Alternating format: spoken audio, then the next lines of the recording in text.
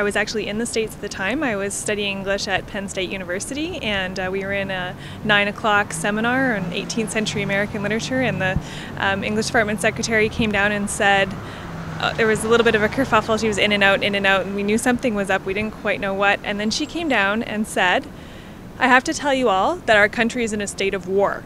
That's what she said. That was the first thing I'd heard about it. And she said, all the classes are dismissed. If you wanted to go watch the news, it's on all the big screens around campus at the various different places where there are TVs, so you can go see what's happened. But New York City's been attacked, and we're at war.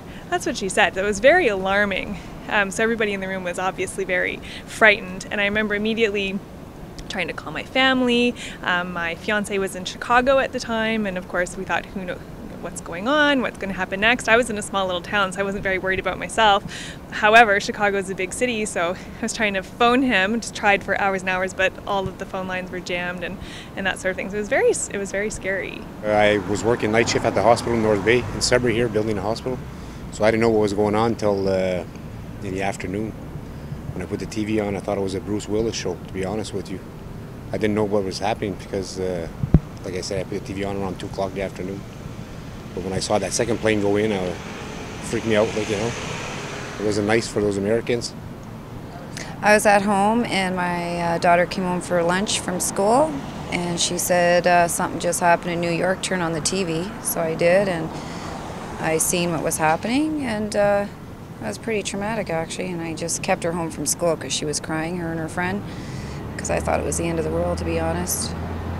I was going to be turning 18 days after that, so it's still fairly, it's still old enough to remember. There had been rumors, the younger kids that, the wall of Canada's going to be next or anything else like that. Kids were blowing out of proportion or anything else like that.